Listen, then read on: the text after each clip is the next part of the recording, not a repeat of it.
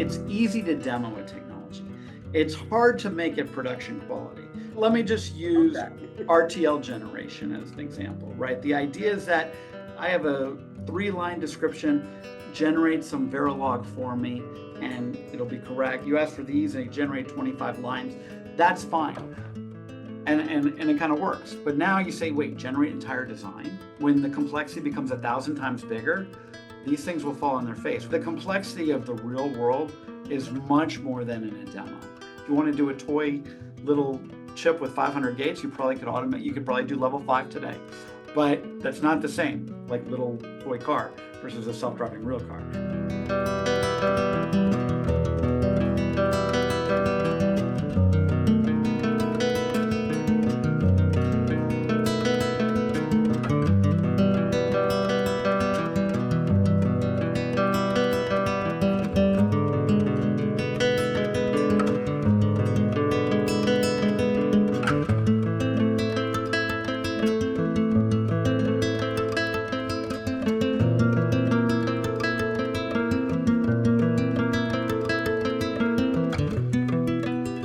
Hi, my name is Junko Yoshida. I'm the editor-in-chief of Junko's Talk to Us.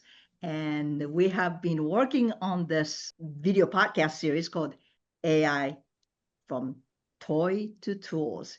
And my co-host of this video podcast is Ron Wilson. Hi, Ron. Hello.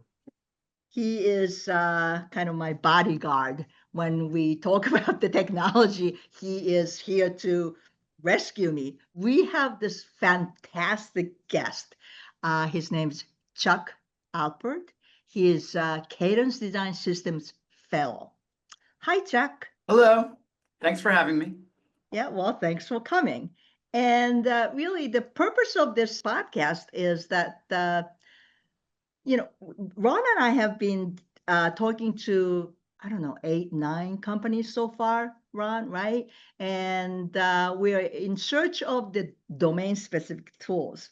And we have come to the point where the world of chip design, which is very complicated, very sophisticated, but your industry is built on the premise of automation. You can automate this complex task of designing chips. That was from the get-go, right? So I think we have come to the right place to talk about the domain-specific AI. In the context, probably you guys are far, far ahead for the rest compared to the rest of the industry. But let's start from what sort of automation technology you have already used or developed for the chip design. Let's start from very basics of the chip design, Chuck. Sure. It's interesting, and I know for people who aren't too familiar with it, this has been going on for a long time. I was, in fact, just beforehand, I was talking to you about our flagship conference in our field. It's called the Design Automation Conference. And this has now been in existence for 58 years. So it just tells you how long the industry has been going on. So one of the fundamental problems that I worked on personally is called placement.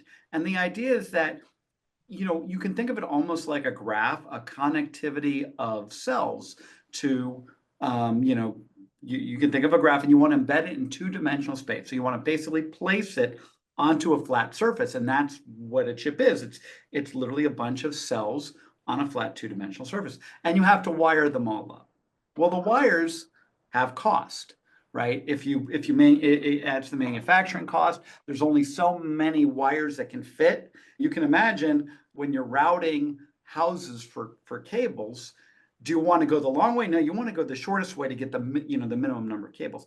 It's no different in chip design. So there's a very classic problem in chip design, placement, and has been around 30, 40 years to minimize the total wire length required. And so this has been a problem. I studied in graduate school. It had been studied before then. It's still being studied. It's way more complicated, but that just gives you a sense of one of the problems that people face today. There's this placement problem. Today, now it's much more complicated because it's not just that you have to get the cells in the right position, because you could think a signal can go from A to B, cross an entire chip, it's not a problem. But now you have all these physical effects where the things are so small, it needs buffers along the way. You have choices of, should I go thick wires or thin wires? There's a huge optimization problem along that as well. So from 30, 40 years ago, the problem has evolved to get much more complex. And then, you can do it, but did it, is it now a 2 gigahertz chip or a 1.5 gigahertz? If you don't meet your timing constraints, then you don't have a competitive product. So you have to figure that out all. So there's a lot more to it, but that kind of hopefully gives a fairly overview of one of the problems automation has helped solve. And that's just one of dozens in the process of a chip design, right? Oh, absolutely. This is not even dozens, hundreds. This is just something called like physical implementation. There's actually now, how do you even get, because you don't start with this graph. The graph has to be generated for you by synthesis and these other processes, where you start with like a description of the design, then you have to generate the Verilog, the system Verilog, which is the language, or called RTL, which describes it in detail, like it's like the code for the design, and then you actually have to implement the code, where you have to take the design and generate cells, then you have to go and generate the test stuff, you have to implement it, you have to make sure it meets all the electrical checks. There's this whole process, which is called digital implementation. But that's only part of it. Then there's the verification piece. You have to verify everything works, right? Because you don't want to say, oh, I hope it worked, and go spend millions of dollars taping it out, like, oh, it didn't work. So there's an entire verification process as well. And this is just digital implementation. We haven't even talked about what about analog designs, and then that's a whole different thing. So yeah, it's a huge space, lots of really interesting problems. And that's why it's been such a kind of exciting place to be. And it's actually fairly mature. I mean, it's not mature in the sense that the problems are solved, but this industry, as you said, this conference has been around for, almost 60 years. Interesting. So in this chip design industry that we are talking about, you guys have already achieved certain success by applying AI models, right? I think last time you and I talked about, you were talking about applying reinforcement learning to explore some alternative approaches or optimization for design. Can you tell us a little bit about that? Yeah, sure. So let's go back to this placement example. You can think of this placement example might have switches, like, should I go more compact? Should I go a little broader? Should I have more iterations or fewer iterations? How do I, what kind of solvers? There's lots of different things you can explore. So for a given design, one set of switches might, or parameters might be better than another set of switches. So the reinforcement learning is designed to run multiple times and figure out the best. This is called hyperparameter exploration. And we call this optimization AI. So this has been very successful, and not just for the placement problem, but for the entire design closure problem. So we have a product called Cerebrus that does this. And we have over 1,000 tape outs, for example, because this can give so much better performance, such a better result, that customers are very impressed and by this and very willing to adopt the technology. So that's just one example. We have similar kinds of optimization AI in the verification, analog, multi-physics spaces as well. So this replaces the design guru leading the team who knows how he wants to do it because it worked last time. Well, it doesn't replace him in that, but it makes him operate at a higher level of abstraction, I think. So the idea is that a design guru might say, this is what worked last time, I'm going to go with this. But that might not be right. Things have changed, the design has changed, the technology has changed. And it's really expensive to revisit those decisions you made over generations. This can allow automatic revisitation of these decisions.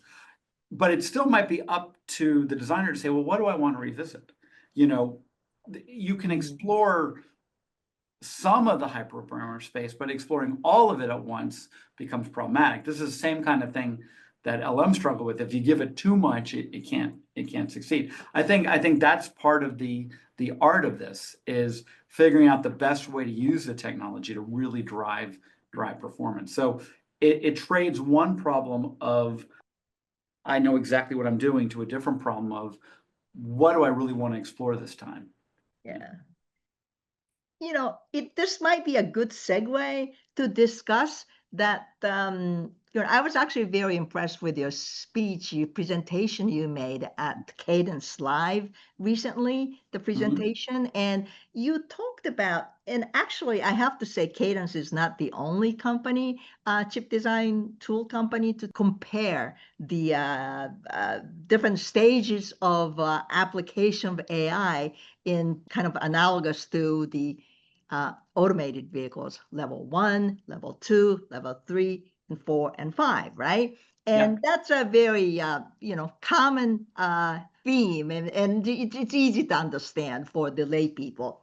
But for the sake of this discussion, in the world of the chip design, what intrigued me most was that the fact that you guys are not just using one AI model, you're actually talking about using LLM, you're talking about reasoning, you're talking about agentic AI, you're talking about whole different models, right? So tell us about these levels first, and then how, actually the more interesting things for me is that none of these models, I mean, these models are great, but none of these models are actually designed specifically for chip design.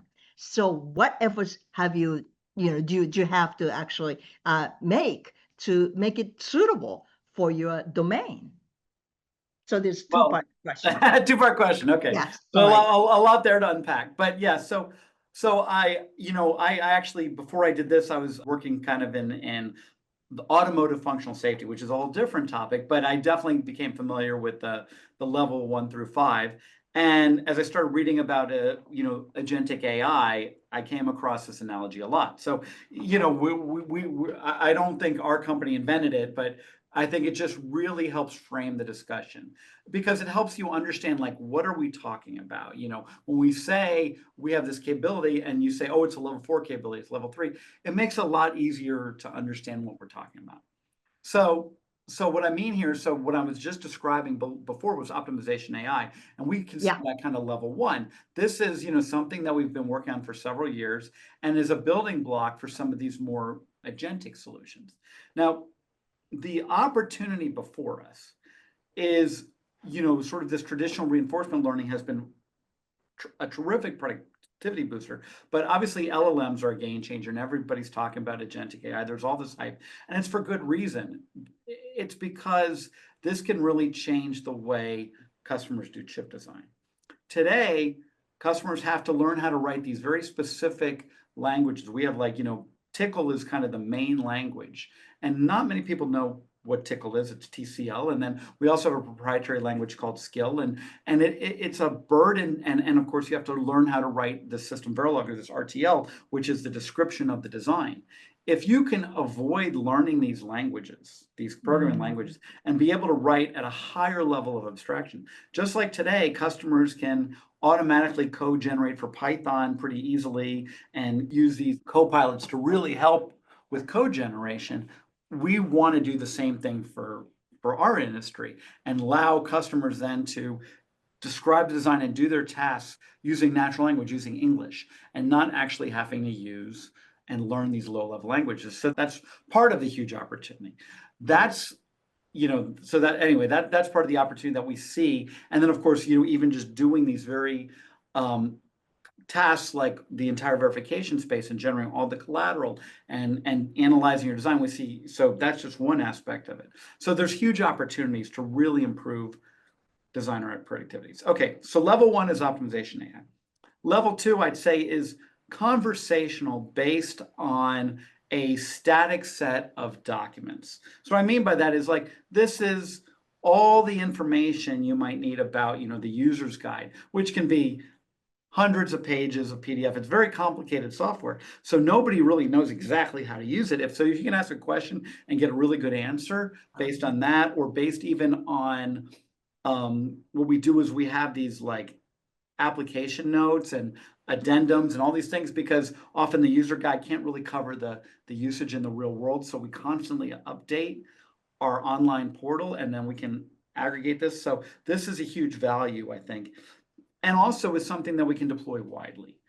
just like, and that's why I think the self-driving car analogy is good. Yeah. Like, we don't have self-driving cars, and we do actually in Austin, where I am. You can find Waymos running down the street, but it's in a very small percentage of the Earth's surface, right?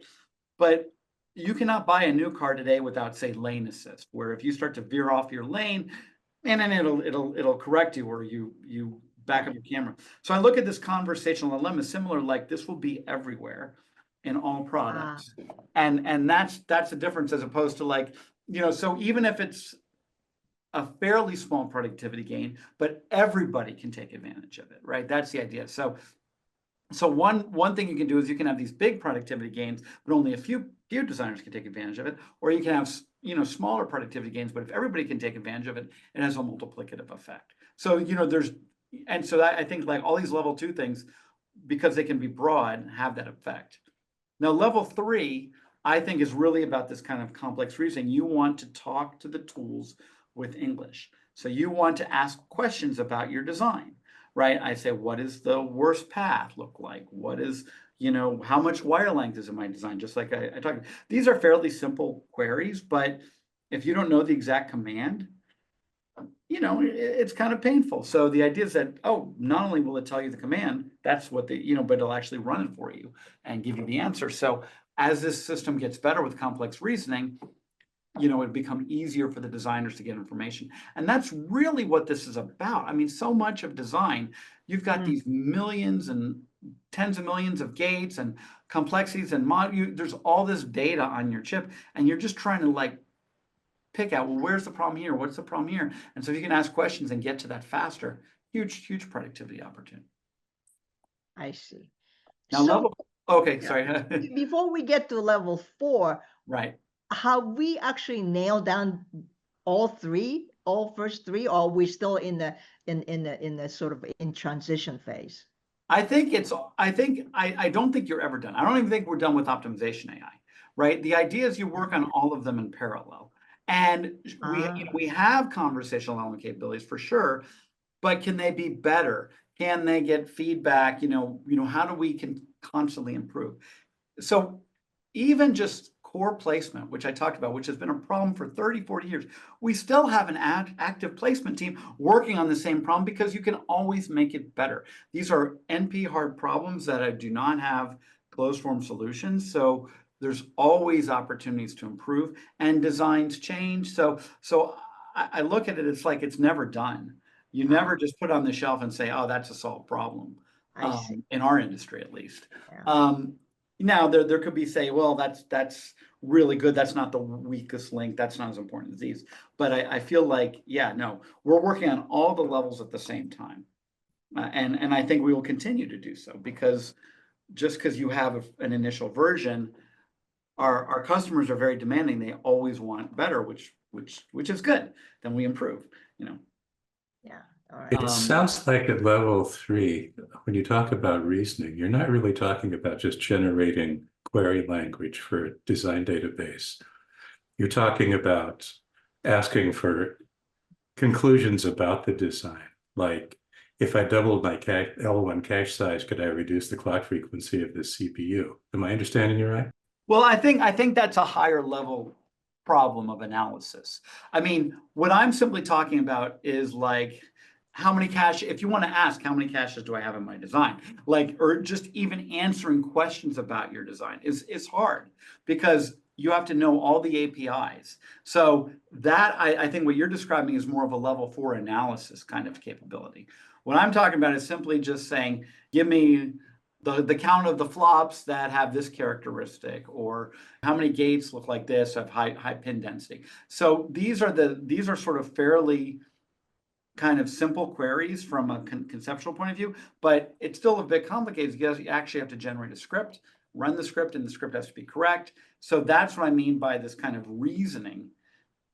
And LLMs have gotten very good at reasoning, but they still aren't great at reasoning on design APIs, because our tools are sort of these these APIs, low propensity languages. There's not a lot of data for LLMs to have been trained on from that. So that's kind of the challenge. And this is we're talking about domain specific things, because these things are more private.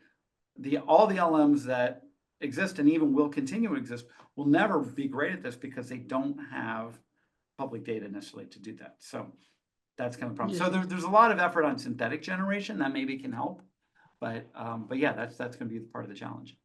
I have one more question before you Yeah. go to agentic. Right. When you say complex reasoning, does it have anything to do with explainability of AI? For example, when I was talking to automotive engineers, automotive engineers would like to ask the AI that, why did you take the left turn there, right? Mhm. And hopefully AI could explain the reason why it did that.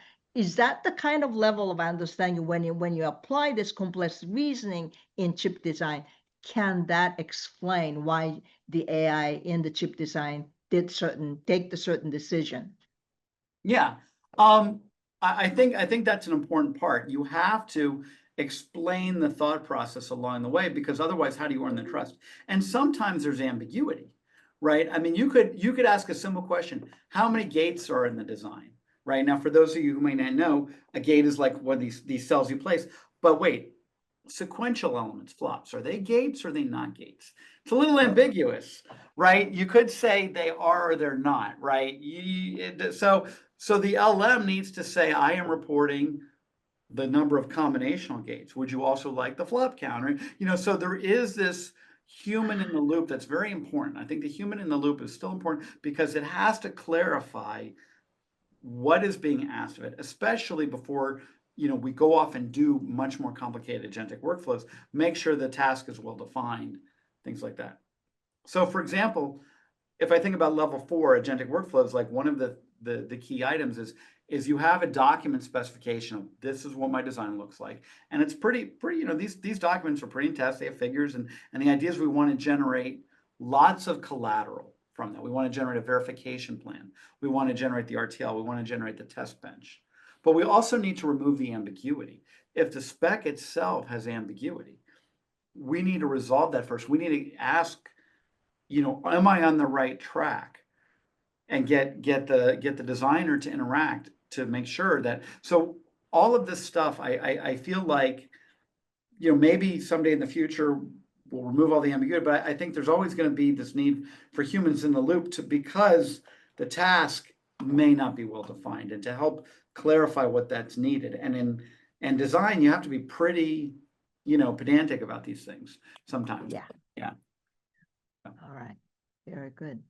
Well, I let you move on to the level 4 then, Chuck. Okay, so level 4 is, what I really mean is, this is about really utilizing some of the latest technology with agents and agentic workflows, is taking a task, like taking a specification and generating a test bench. This is a complex task, right? A specification could be hundreds of pages. Your test bench could be huge. So this isn't something where you would just say, hey, LLM generate, and you expect it to come back in 30 seconds or a minute.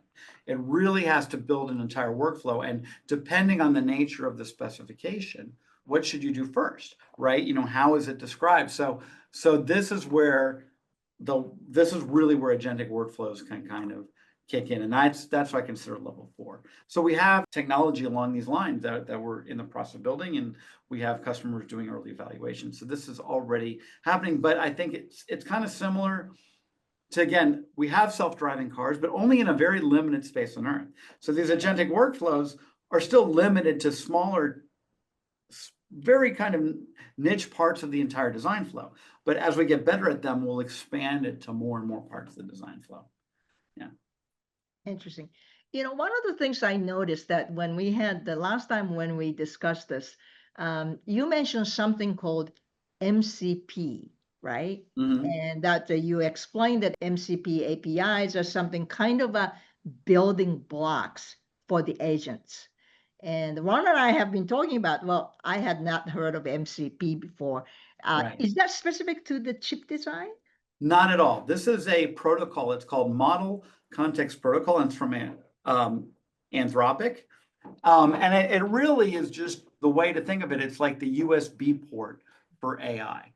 So the idea is that an LLM wants to do something, but it doesn't have the knowledge, right? Like, let's say you say, what's today's weather? If it doesn't have access to something that can go get the weather, it can't answer the question. So MCP provides it's a tool interface, and you kind of register these tools in advance with the LM. So maybe it has a weather tool, it has a search the web tool, it has these various tools. So then the LLM can be smart enough to say, what tool do I need? And go call that tool.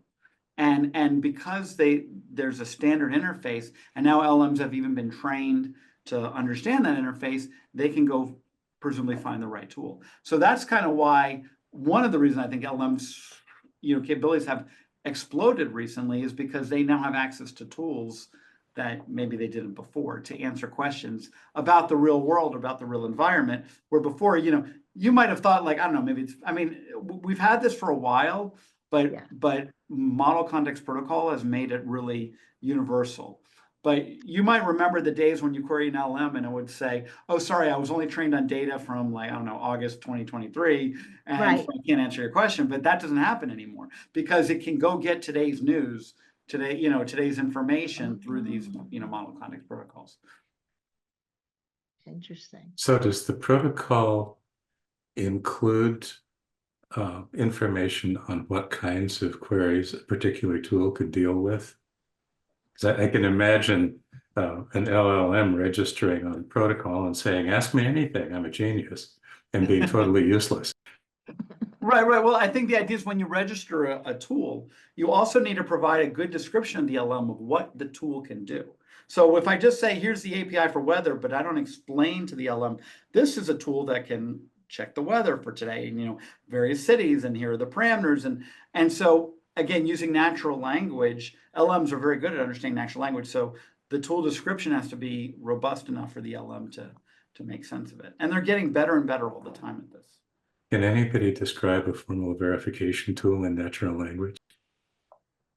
No, but the idea is that we have formal verification tools, and the idea is that we want to expose some of the capabilities with MCP so that we can build solutions, that use those, and then we can actually combine features from many of our tools. We can have a power analysis, like, let's say you have some RTL and you want to, just ask questions about it. We have APIs for that with Jasper. You want to compile it. Those are things we can do. But what if you want to know about the power? We can have an MCP to Joules. What if you want to know about some of the debug capabilities? We can have a MCP tool to a different product called Verisium Debugger. So none of these tools, I know your listeners won't know what these tools are, but the idea is that, this provides a way to link things together much more easily. I don't think it's a panacea. I think it's a useful way, basically for LLMs to call tools. That's the key idea behind it. And so that's a big building block of what we're doing, because we're a tool provide company. We have hundreds of tools and then thousands of APIs. So we need to package certain things up so that we can provide higher value, to the agents. But that's just step one. Now we actually have to build the agents that utilize these things and do it intelligently. Right. But the ultimate goal here is that if you make agents as efficient and capable as you could, doesn't that mean that the agents start to work together and they could almost replace your existing products? No? Well, I never think they'll replace the existing products, just because it's very similar. Like, you can build all the agents all you want. There still has to be something that measures the weather, right? You still need that model. It's a building block. So I just look at it as that, like, these agents are going to run on top of our products, right? We have these wonderful products. We've been building them for 40 plus years, and our company's been public, I don't know, since 1988, so 37 years public. So these tools, many of these things have evolved and are very complicated. And so, but the idea is, how do we use them and harness them to make them more accessible? I mean, I've just given an example. I like Adobe Photoshop, which might be more accessible to your listeners. It's very complicated software. If you ever try to use it, there's all these buttons, like, you don't even know where to begin. Well, our software makes Adobe Photoshop seem really simple, right? So it's like we have these incredibly complex, powerful tools, but they're actually pretty hard to use. They take it, that's why they have electrical engineering degrees, part of like just to learn how to use the tools, right? I mean, it's incredibly complex. So that's why if we can make it easier to use the products, a higher level of abstraction where you can just talk about it, like that has tremendous value. And you can sort of see that. You don't, you can just say, hey, Adobe Photoshop, remove the red eye, clip out grandma, and you just tell it what you want in the picture. That would be great, right? Maybe they have that Yeah. already. But you can imagine you don't really have to know Adobe Photoshop to get the photo, darken it here, and you can do all kinds of things with it. You probably can do all that with Adobe Photoshop if you're an expert. But if you're not an expert, you can still do it if you have natural language. So the idea is that it's kind of democratized. It will make novices more like experts. That's really what we see. That's that higher level of productivity. You don't need 15 years of experience. You could be a fresh grad or something, and you could do the same kinds of things as a 15-year veteran could do. That would be, very compelling. To take this to another step, in the automotive business, there's this big debate going on between modular and end-to-end approaches to automotive driver automation. Is there a similar situation in the chip design world where instead of having a whole lot of discrete tools that do discrete things, you could simply train a monstrous model to look at a specification and directly infer geometry from it and tape out without ever having to go through any of the intermediate steps? Well, I think that's the idea. It's like now when we talked about the 5 levels, I only talked about level 4, but level 5, right, is full autonomy. Is the idea is like this is your self-driving car. You just want to say, hey, here's my specification. Use this technology node. Here's my IPs I want to use. Now build the chip for me, right? And yes, we want to do all the things. So verification is an easier place to start. I think it's more clear cut, but we could do the physical implementation, and you can maybe even iterate with a lot of the requirements. So yes, that's what we're going for, right? Now to do that, you've got to, the way we think about it, you could just go off and try and build the whole thing. But if you build these agentic workflows that are sort of valuable today, and you build them one by one, each one has its own value, each one has its own productivity. But then you start to put them all together, you get closer and closer to this autonomy. That said, just because you can build a chip doesn't mean you can build it optimally. Because I think this is what's going to happen is then customers will say, oh, great, let's say I have this fully autonomous thing, I can build a chip. Now they say, well, can I build it with 3% less power, or can I bump up the frequency, or so there's going to be this optimization loop with humans in the loop where they take this answer and they try and figure out how to make it even better and push the envelope. They're always going to push the envelope of power, performance, and area because if we automate it for them, they say, well, how do I differentiate? I'm going to push this even higher. So I think that's kind of the game we play. If we make our tool 100x faster, then customers just might run it 100 times, to get a better result, to get 3% better, area, and then they complain it's too slow. So there's a constant, I'd say, tug of war between our improvements, and that they can take our improvements in productivity and runtime, and they can turn them into performance just by doing more. Yeah. Even if there were an end-to-end model that could directly spit out a tape out, the first thing that the customer would do is look at it and ask agents to optimize a piece of it. Exactly. Go make it better. Like, hey, how can I reduce, and do some analysis, like better on long wood axis, So yes, so I think that's why, and if we think about the sort of overall, jobs from that AI might take away, and I'm not dismissive at all that it really could be disruptive to many industries. I don't see that happening to ours. Our complexity continues to grow so fast, and there's so many more things to do that design teams are just struggling just to keep up. We have this engineering shortage.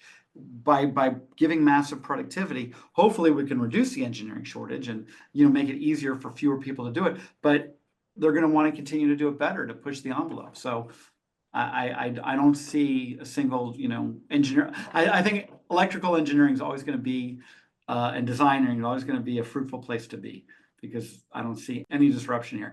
But you have to be adaptable and change your skill set and that's always been true. It sounds like there's a really interesting contrast here between what you're saying and what some of our other people have said. A lot of people have great angst about AI eliminating the entry-level jobs and essentially cutting off the pipeline that leads to experienced people. But it sounds like you're saying AI is actually going to empower those entry-level jobs, and then their career path will lead them to get better at a different set of skills. I think that's true. I think the idea is that, people who learn how to use the AI technology and become more productive as a result, who have expertise in it, will benefit, right? This whole idea that it can do things for you, but might be true, but doing it with you is even better, right? Where you're still the captain of the boat, but you can use these sort of like junior level employees kind of to do your bidding for you and to help you automate some of the more mundane things you do. So you can operate at a higher level. Say, like, if you're an expert in tickle coding and AIs are really good at generating tickle, then that skill set isn't as important as thinking at a higher level of how can I, really improve my design and having that ability to drive the AI to do it for you in the right way. So Every domain actually has its own challenges. For example, you mentioned automotive. I think you mentioned things like ISO 26262. The safety is very important, and sometimes the actually guaranteeing safety in the not so exact world of AI could be very difficult, right? And I could certainly imagine that in the chip design world, for example, IC design generation is a highly exacting world, right? So does that mean that, there's can we trust this machine came out with this code? I mean, do we just, whatever that was converted in English via English language into complete design files, is that okay? That's like a number one. But two, the bigger question is that will there be any changes in the way we verify the design, for example? What do you think about that? I mean, specific to the IC design. yeah, it's kind of interesting that the whole functional safety and the crossbreeding, you mentioned the standard. Yeah. The reality is that, today we have built huge ecosystems around verification. There's physical verification about, are my wires correct? Do I have, violations here? There's timing verification. There's correctness verification, equivalence checking. So we actually, if you think about the number of tools we have in digital design, I think we actually probably have more tools to do verification than even to do implementation. So there's already a huge ecosystem because nobody can afford to just go to the fab and say, oh, it didn't work this time, let's do it again. This whole idea that you want the design to be right because it's so costly, to manufacture. So we already have all that ecosystem. So I think the idea is that AI can automate a lot of the parts of that, but we're still going to need these, again, just like you need the core tools to still be there to verify, and they still must be run in order to give yourself the confidence. Now, when you run them, will the agentic AI kind of help guide which ones you need to run more often and which ones less often? Can you reduce, like verification in and of itself is an impossible problem because like you can't come up with all combinations, but you can sort of measure where your coverage is and see if you have sufficient coverage, all that kind of stuff. So yeah, so I mean, in some sense, I don't see that changing from a tool perspective, again, because again, people have been designing chips. Moore's law is now like 60 years old, right? This whole idea that we're doing this kind of scaling is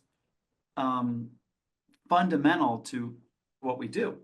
So I guess I'm saying is that even with AI, we will automate some of these problems. We'll generate a lot of collateral, but I think at the end of the day, we're definitely going to have the same kinds of sign-off checks and everything like that. And I think it'll even maybe become more stringent, I'm getting, because again, if you have all this productivity gains, why not run more sign-off? Why not understand more of the issues to make sure that when you actually manufacture the silicon, if you can automate and make it faster and easier, then you're going to do more of it.